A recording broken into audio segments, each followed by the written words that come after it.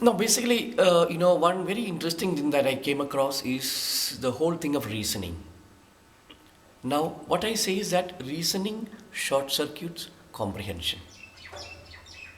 Because actually, what has happened in modernity is that the very tool for understanding is destroyed.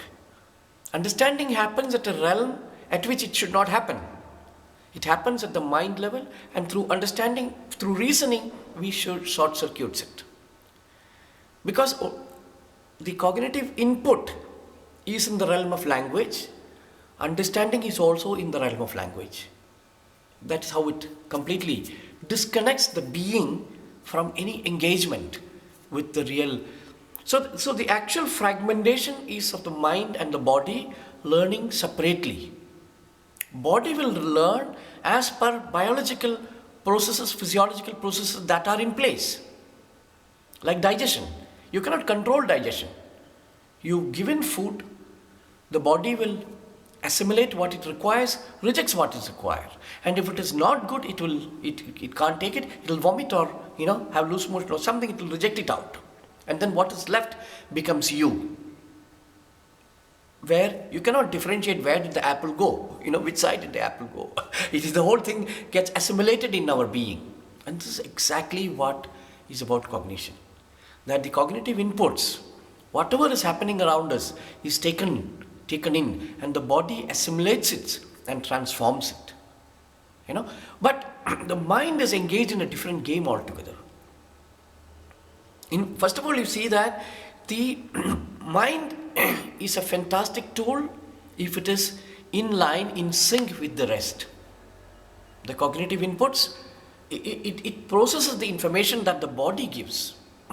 But what has happened in modernity is that body has been completely removed from the act of creating knowledge. So you give input to the mind.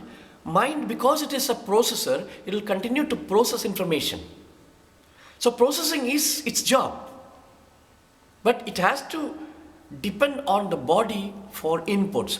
The moment the body's input is removed and you give input through images, it will continue to work and continue to create misunderstanding about the world. Now, see, the best example is that for us in India, people who are educated, when they travel from Delhi to Kanyakumari, or from Kanyakumari to Delhi, or Kerala to Delhi, or Kashmir, we feel that we are going up or coming down. In our consciousness, we are either going up or we are coming down. And then we translate that in our language and we say up north and down south. So that very language has been constructed by a misunderstood experience that we have. And this is also true of when we talk about Australia. We say down and under. You see?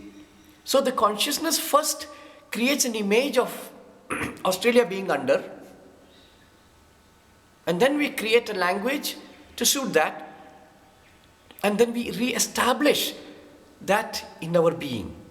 So this is a peculiar game that is played by the mind in creating language to suit the linear processes that are in place.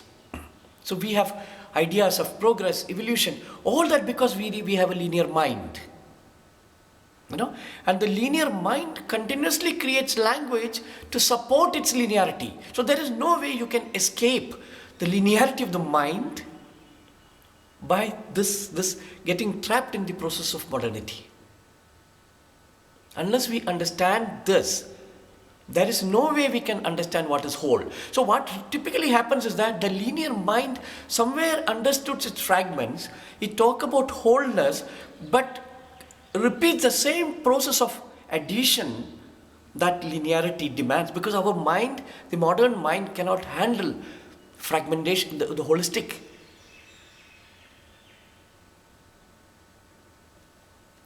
So the mind is continuously, and in fact, what Milarepa has a fantastic statement about spirituality.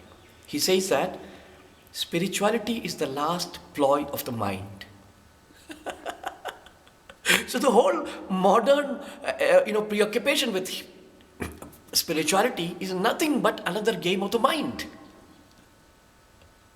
You know? So even while it talks about holistic, you cannot understand it.